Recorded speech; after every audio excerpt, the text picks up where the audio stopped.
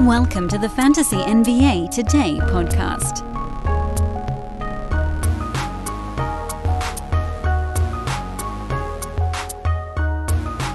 Make you guys a deal. I'm going to go a little lighter on the promo today, but I'm going to bang them out rapid fire here, right at the front end of the podcast. Pretty good trade? Cool. This podcast, Fantasy NBA Today, is brought to you by ExpressVPN, the most trusted VPN, the number one ranked VPN on planet Earth. Go to expressvpn.com/hoopball, yes, our old name, to get 15 months for the price of 12. Watch League Pass. Watch any game, anytime. Blackouts can stick it. This podcast is also brought to you by our buddies at manscaped.com. Use promo code hoopball20 or ethos20 to get 20% off and free shipping on your order. Manscaped informed me that y'all didn't buy stuff in December, and I think it's because people don't listen to the podcast for the second half of the month. But you're back. It's January now, and it's time to show Manscaped that we're the best damn partner they've ever had. Go to manscaped.com. Check out the products and use our promo code to get 20% off and free shipping on your order. This podcast is also brought to you by our buddies at Thrive Fantasy and ThriveFantasy.com. Get the app on your mobile device. Play DFS with prop bets. Choose 10 out of 20 props. And if you hit the most and get a bunch of points for hitting them, you win money. Make your deposit using promo code ETHOS on your first one, and they'll match it 100%. Plus, with just a $10 deposit, you get two $20 contest entry tickets. $60 of credit for $10 at ThriveFantasy.com. And, of course, our longtime pals at MyBookie.ag. Promo code there is HOOPBALL, HOOPBALL, on the third page of sign-up. Join us as we once again work our way through a calendar year at MyBookie, cashing the free and easy money. Last year, I think we made close to $500 on MyBookie's odds boosts and locks and promos. Come on, just join us, won't you? That's 2 seasons now we've been doing this. We're close to $1,000 up. Don't tell me you guys don't need $1,000. How's that? Rapid fire promo, front end of the podcast. Now you don't have to worry about it the whole rest of the show. Welcome to the pod. I'm Dan Besbris. You can find me on Twitter at Dan Besbris, DanBesbris. This, of course, is a Sports Ethos podcast. The single greatest fantasy news feed on planet Earth. Ethos Fantasy BK. More people find it every single day. You should too. I'm telling you, man.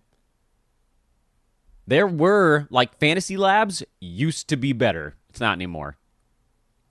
Just be straight with you. And I'm not trying to pick on them. It's just that they stopped doing stuff after 7 p.m. Pacific time. Fantasy doesn't stop at 7 p.m. Pacific time. There's more.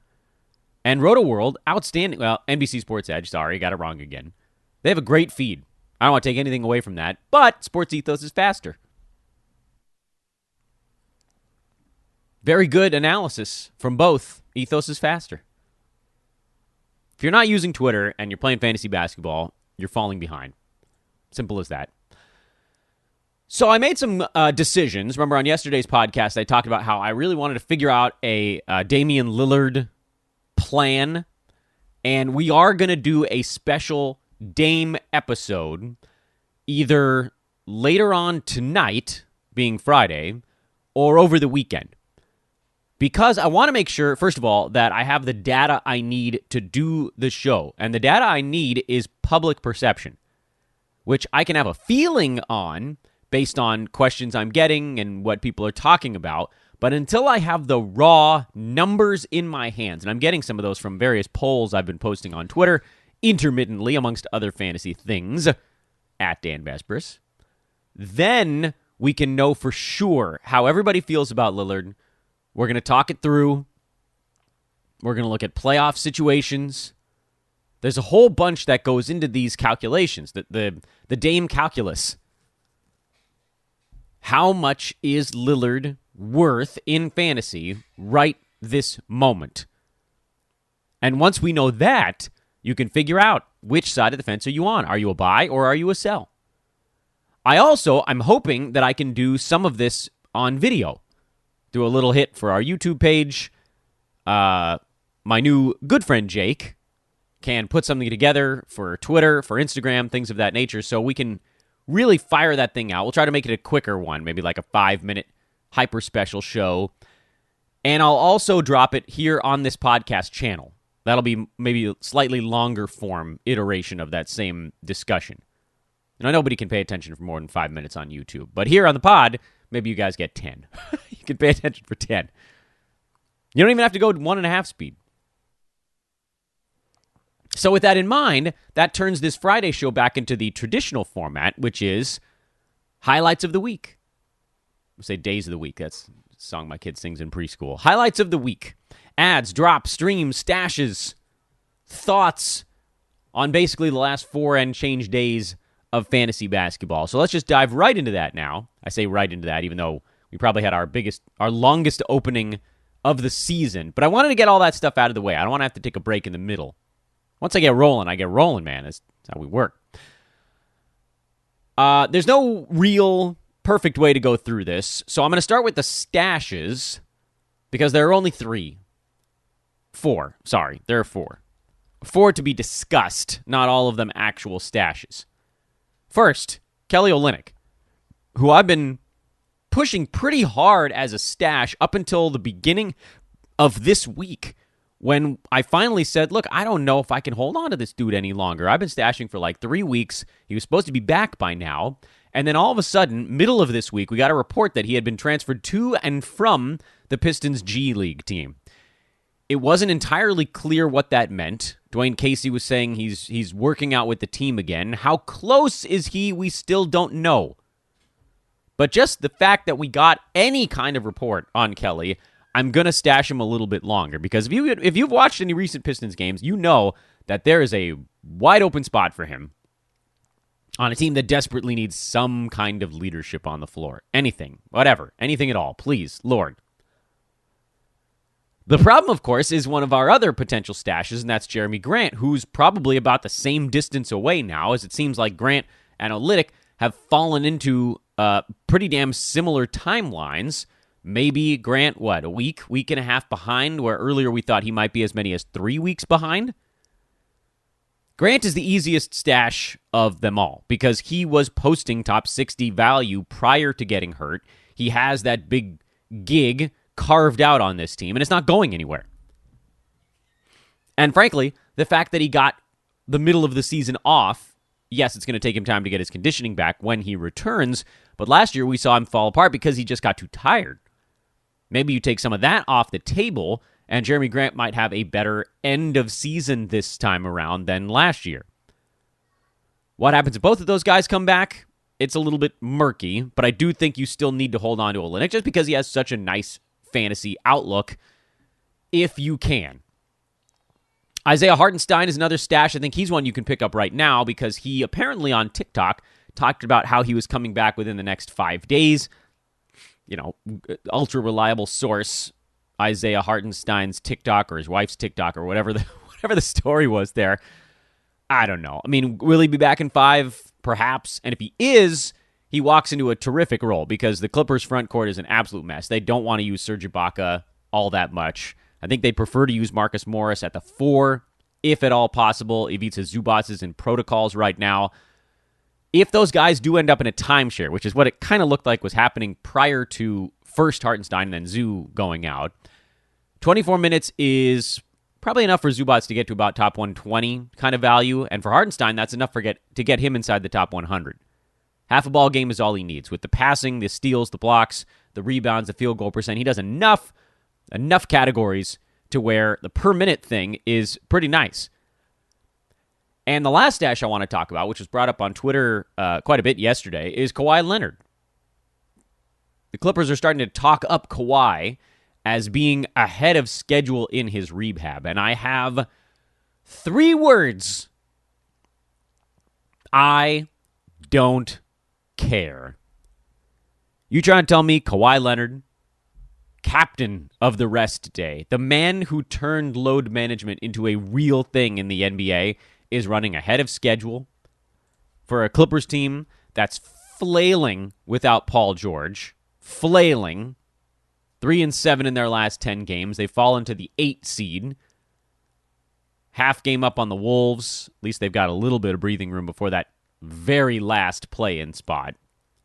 Currently held by the San Antonio Spurs, but that's a cluster mess for that one. You figure the Blazers will ultimately find their way into that 10 seed, but if they can't get healthy, then that's, I suppose, a different story. Clippers are flailing, man. I don't think that Kawhi is in any kind of rush to get back to a team where Paul George is dealing with an elbow deal that might require Tommy John surgery. I think it's a little different for basketball players, but it's the UCL. No. I mean, we're talking like last 2 weeks of the season. There might be some value built in. And it's kind of the same story as Jamal Murray, although at least his injury occurred a little bit earlier, so maybe he gets back for like the last 4 weeks. But no. The only players you would rightfully stash for 3 months are guys where they would come back and you get consistent top 25 value. And at least Kawhi makes a push at that. But again, these guys are not coming back and playing 40 minutes right out of the chute. It's going to be 20, 20, 20, 24, 24, 24, that kind of thing. There's no reason to get wild with it like that, especially with the playoffs. They'll be right around the corner. Now, there's going to be this desire to push those dudes, and the teams are going to have to hold themselves back. All right, let's go through the ads, the drops, and the streams. But first, I did want to mention the Spurs and the Jazz are both dealing with a glut of protocols right now. Jazz also have some injured players on top of it. That's really a team to finally pay attention to. They've had the same everything for basically every single ball game so far this year. And now, with a few players in protocols, a few guys dealing with nagging injuries, some of it has to do with traveling across the border. There's different restrictions in Canada as opposed to the U.S. as it pertains to COVID. They might just leave some players behind so there's less testing. That's a possibility. Teams are, I don't want to say trying to game the system a little bit, but just really like not lose a player to protocols with an asymptomatic deal. If it wasn't going to get caught, they're less worried about it, and so on and so forth. Although I guess now that one's been nipped, Rudy Gobert back in protocols all this time later. By the way, super annoying because I just traded for him in his spot.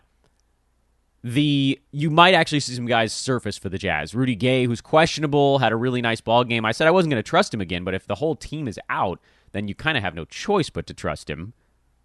So that's a possibility. And then other guys may emerge on that Jazz team. Same story for San Antonio.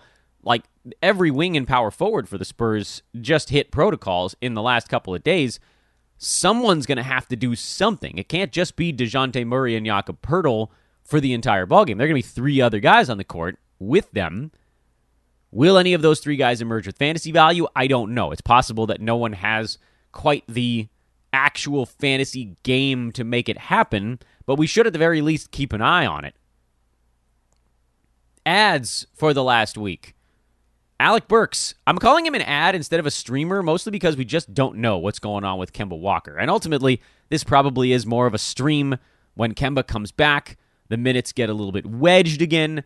But I know, they're talking about Kemba as, like, it's not a serious thing, but we know his knee is a serious thing.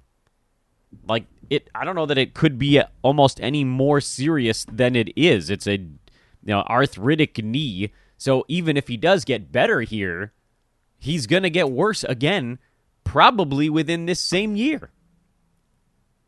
So I don't know, man. Like, to say that's not something that's going to be a problem for a while seems a little bit silly. So Alec Burks, that's why he's an ad and not just a stream. Because I do think that this is something that pops up, goes away, pops up, goes away. Makes him a little bit easier to deal with in Roto because you could just bench him for the week that Kemba plays again. But head-to-head, you probably get enough out of him also as it levels off. DeAnthony Melton is an ad. He's back, and he didn't look great in yesterday's ballgame for Memphis. I mean, they smashed the Pistons, but he did get 21 minutes. That's important. We need him up and over 20. No matter what happens, we need him up and over 20. 8 boards, 6 assists, a steal, 2 blocks. I mean, he really was like 2 made shots away from a pretty damn nice fantasy line. And that's the beauty of DeAnthony Melton. Even when his shot stinks, which it kind of has all season to this point, he's going to do the other stuff.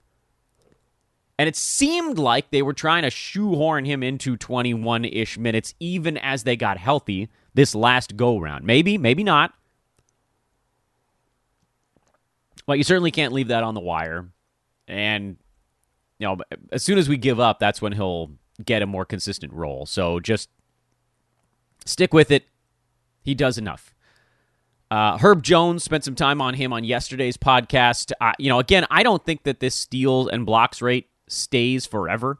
We've seen it even with Matisse Thybulle, who, he's one of the most gifted steals blocks guys that we've had in the NBA in quite some time, and maybe Herb Jones is of that same mold, but it always levels off. Even the best of the best of the best start to run out of gas a little bit. In the meantime, though, you might as well have it going. Herb's been very good.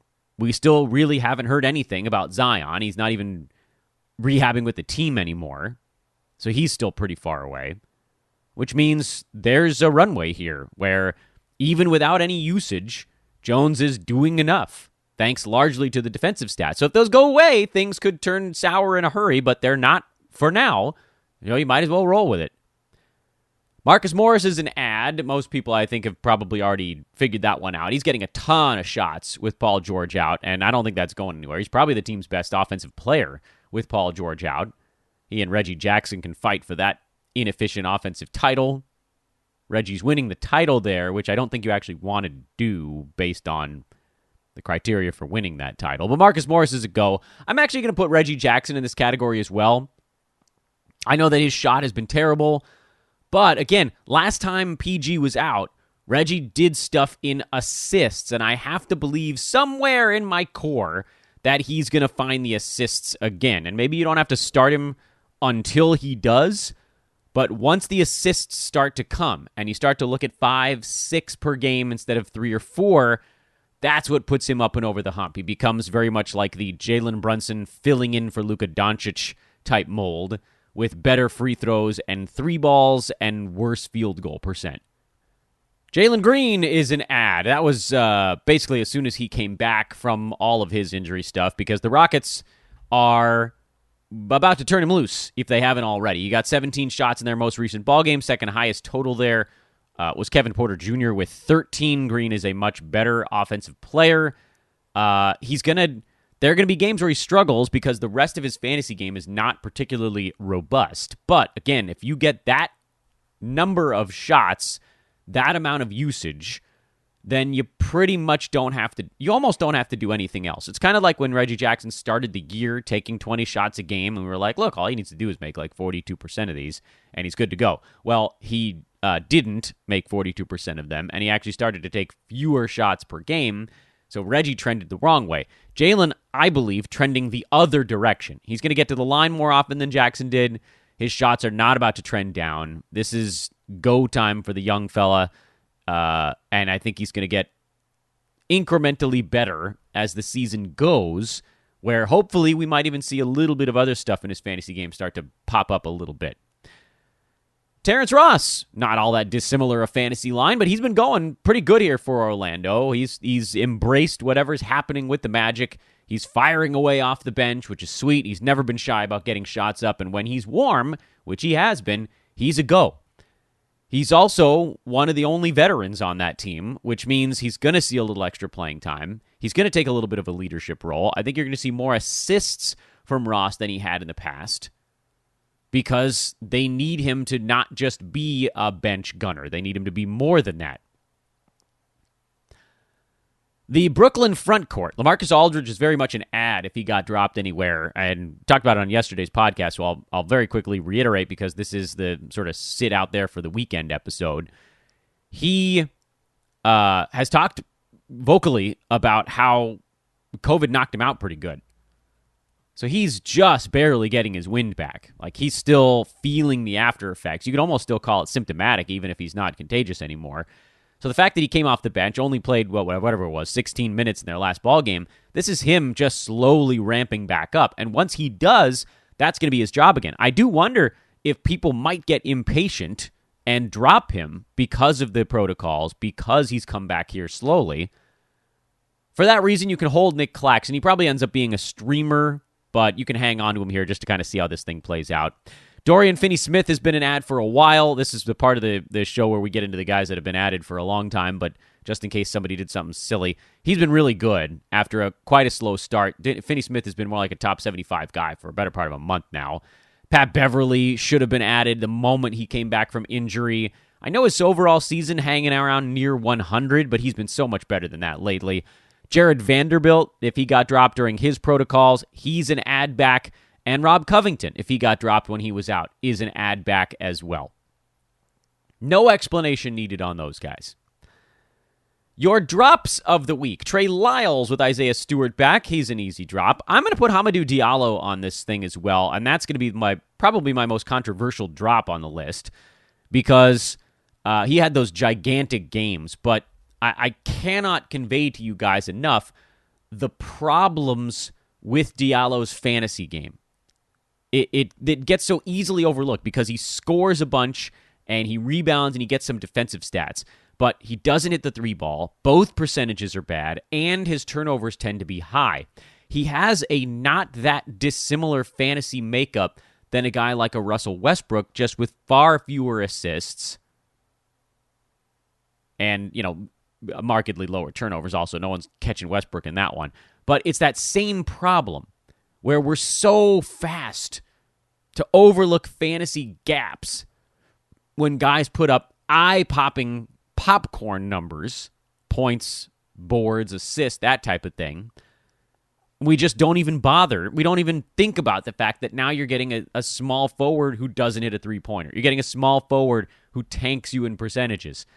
He has to do so much. This is maybe the better way to think about it. He has to do so much in the categories where he's good, steals, points, and rebounds, basically, to overcome the 3 or 4 categories that he's bad. Bad categories are a bigger deal than good ones. It's a weird... It doesn't actually make mathematical sense, but it just... To have someone who's anchoring you, not in a good way, like a big weight that's got you stuck in the mud in any one particular category, they have to be so good in the other ones to make up for it. Because the other guys near the top of the board in fantasy, or anywhere in the top 75 in fantasy, aren't generally that awful in any one category. And the ones that are, they have that other one where they're monumentally good at it. Giannis, horrendous foul shooter, but very, very good in scoring and rebounds, and pretty good in field goal percent. Rudy Gobert, bad free throw shooter, doesn't take any three-pointers. Terrific in rebounding, terrific in block shots, terrific in field goal percent. That's how you make up for it. Hamidou Diallo is not doing that type of stuff to make up for the things where he's bad. Devante Graham was a drop as soon as guys started coming back, but I had to put him on this list. Eric Bledsoe was a drop as soon as Reggie Jackson came back. Every other Rocket besides Jalen Greene and Christian Wood is basically a drop. There's just too much uncertainty out there. Yeah, that includes Jayshawn Tate. I'm just not even going to deal with it. Gary Harris is what I'm calling my almost drop right now. He's on the chopping block, but I haven't parted with him yet. I want to see 1, maybe 2 more games with the Magic getting back to mostly full strength. But what we saw before is that he just doesn't get enough shots with Cole Anthony back in the mix. That those shots go to the young fella, the exciting young fella. Gary Harris doesn't need to do as much. And if you take away the shots, if you take away the scoring, then he's pretty much just like a 3-ball and a half and a steal. And that's not enough. Similar story for Justin Holiday. Pacers expected to return here in their next ballgame. Malcolm Brogdon is coming back. Karis LeVert is right behind him. Chris Duarte is right behind him. There's just not going to be enough left for Justin Holiday as those guys return. He was able to get enough shots because everybody was out. Facundo Campazzo moves down into the streamer department with Monte Morris back. He's no longer a full add and play. Damian Jones is probably a drop to me. He's just run out of gas filling in for Rashawn Holmes much longer than he or anyone really expected him to be filling in for Rashawn, because at first it was, all right, well, his eye is scratched and Alex Len is in protocols. And then it was like, oh, crap, this guy's better than Alex Len. And then Rashawn Holmes hit protocols. And they were like, Damian, how many games in a row can you play 30 minutes? And he's like, this many. And that number has now passed. He might catch his breath here if the Kings get a day or two off between ball games. So maybe there's a stream left in it. But I don't know. The upside isn't as high.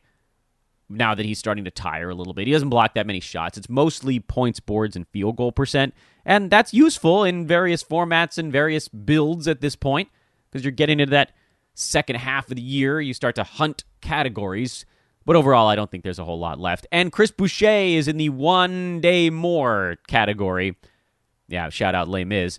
Honestly, one more game, but he's been trending down. He, Achua, and Kem Birch have basically been splitting all of those backup front court minutes, each of them kind of ending up with around 18, give or take 3. And if Boucher can establish himself as the guy who gets 20, and the other guys get 13, then he ends up as a hold. But if it's 18, 15, and 15, or if Boucher ends up with 14 and Achua gets 18, like we saw in that last ball game, that wouldn't be enough. And the streams du jour. The streams du jour. Brandon Clark is a stream right now. His minutes trended down yesterday. Actually, let me loop back around to Brandon Clark because I kind of want to spend a second on him. Cam Johnson, stream until Jay Crowder is actually playing again, which might be the very next ball game, so keep your eye on that. Kelly Oubre is a stream if he's heating up. This is really much more about his Terence Ross-like heater stretches he goes on. Furkan Korkmaz is a stream while Matisse Thybulle is out. Maxi Kleba is a stream while Kristaps Porzingis is out. Anthony Simons, obviously a stream with Dame out. And the Max Strus, Caleb Martin, PJ Tucker contingent are streamable while Jimmy Butler is out. Although, again, some of these guys might be back in their team's next ball game. But the one I want to actually spend 2 or 3 minutes on here is Brandon Clark. I want to start the discussion on Brandon Clark by mentioning I don't think he gets enough minutes when particularly Kyle Anderson comes back, but it might even happen when John Konchar comes back. But the other note on Brandon Clark is that he only needs about 22 minutes to be a fantasy value. I base this, of course, on 2 years ago, not as much on last year. Austin Power fat bastarded away his mojo last season. And if you're wondering if that makes sense, look no further than the percentages. His free throw percentage dropped from 76 to 69. His field goal percent dropped from 62 to 52. The field goal percent is bad. He's at 64% so far this year. Free throw percent is not, although who the hell knows what's actually going on there because he hasn't taken very many. And then the minutes are down, not surprisingly, because they have other options, and he hasn't really taken that big leap forward. He was older coming out of college anyway. Remember, he was drafted 2019 abridged season, and I believe he was already 23 by the time that year started. So he's 25 now, Brandon Clark. And, of course, on a team like the Grizzlies that's leaning into the young thing quite a bit, I don't want to say that his opportunity sort of came and went in one quarter season, but it kind of did. But we're not too worried about that because, again, we're talking about a minutes per game target with him.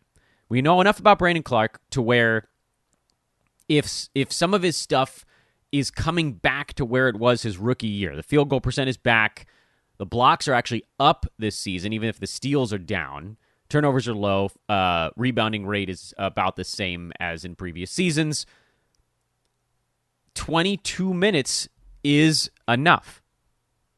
And you've seen that over the last 4 ball games. 23, 25, 25, 22. Dillon Brooks, DeAnthony Melton came back. His 25 minutes went down to 22. Kyle Anderson, John Konchar, those are the guys you need to be worried about. But if there's some wacky way that Clark can stay above 21 minutes per game, then he might actually become more than a streamer. Remember, he was like right around the top 90 in 22 minutes his rookie season. That is a mark he could duplicate. And if the blocks actually got better, either by some sort of anomaly or if he actually just got better at it, then there's room for growth there. Am I saying you need to pick up Brandon Clark and start him in every format? I'm definitely not. But again, this is a time of the year where we're hunting particular things. And for him, field goal percent, rebounds, steals, blocks, He does a few things without really punishing you in any categories outside of three-pointers. But he's a power forward, so, who cares? The problem I see with Brandon Clark right now is that he's lost his center eligibility. That was one of the really nice things about him in the previous couple of years. He's small forward, power forward eligible, so that's not quite as alluring as in seasons past. And frankly, that might be a reason to pass on him. Because if you're going to go get him, you're like, okay, I'm getting my center stuff. Or are you saying, hey, I'm going to get my center type stats from someone I can drop into a small forward spot on my roster? Maybe there's an advantage to that, depending on what kind of build you have. So he's in the stream department, but there's a streamer with benefits element that might be materializing here. I give it, much like Chris Boucher, about a 5 to 10% chance of actually happening. So probably not, like big time probably not, but maybe. And if it does, you kind of want to be there to catch it. I'll also say this. Keep an eye on your Hawks, your Atlanta Hawks. We didn't really talk about them at all during this week in review part of the podcast. They're expected to get most of their guys back for the games in Los Angeles. So I'm expecting Danilo Gallinari's value to take a massive hit. Cam Reddish is going to take a big hit. He might hang on to a little something until Bogdan comes back, but he's not going to get the shots he was getting with John Collins returning. Trae Young back, most likely. So Delon Wright vanishes.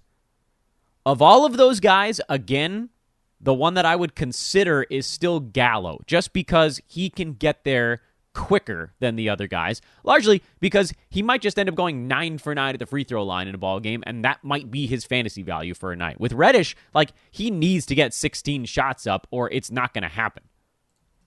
And I was going to wrap things up, but then I realized there's a very obvious buy low on the market that I mentioned in passing on, I think, Wednesday's podcast. I don't know. I can't keep the days straight.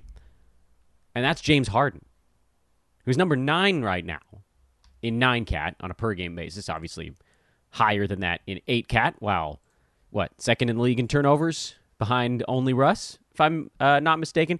So Harden, number 6 in 8-cat. Doesn't catapult him all the way to the top, but it gets him pretty close. What I'd like to point out is James Harden last year, which I know wasn't the same thing because typically someone was out for Brooklyn last season. And the fear that everyone has right now on Harden is that he's just not going to take that many shots with Kyrie back in the mix, that he's going to drop to 13 shots a game. Well, here's the thing. Kyrie's still only playing in road games, which effectively, just without digging too deep into the numbers, just call it every other game. That's a pretty easy way to do it. I get it. Some teams have played more home games than road games. Nets I think they've actually played more home games than road by 2, so a couple extra road games. We're a little bit less than halfway through the NBA season. Of that remaining time, it's still going to be the same as it was up to this point half the time. And the other half of the time, we've seen that they can all coexist. We've seen it. Harden just becomes an assist juggernaut. He averaged about 11 assists a game last year with guys like KD and now Kyrie next to him, who just make things. They make shots. He's going to get assists to those guys without even having to do anything special. Just hand it to them and ball go in. So no, I'm not worried about Harden. And he's sitting at number 9 so far on a very low field goal percent this year. Remember, he shot close to 47% with the Nets last season. He's still only at 41.5. If that became 47, he rockets up the board.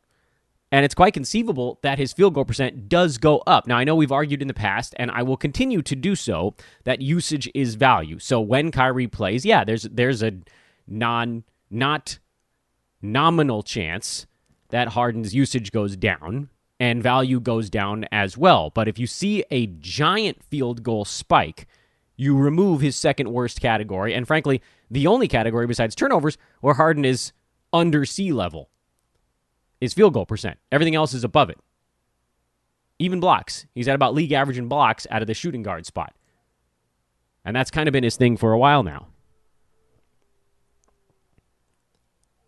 I don't know what it's going to take to get him, and we're doing a Dame special coming up later today, but it might be time for me to do a little James Harden sleuthing to find out what it might cost you to get yourself a potential mid-first rounder the rest of the way. And we'll go ahead and put a pin in things here because we do have that extra show coming.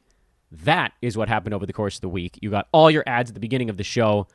Enjoy your weekend, everybody. Back at you with the Dame Special. I'm Dan Vespers at DanBesbris on Twitter. Please do drop me a follow. SportsEthos.com at EthosFantasyBK. And we'll talk to you guys in the Dame Show in the next 24 hours. So long, everybody.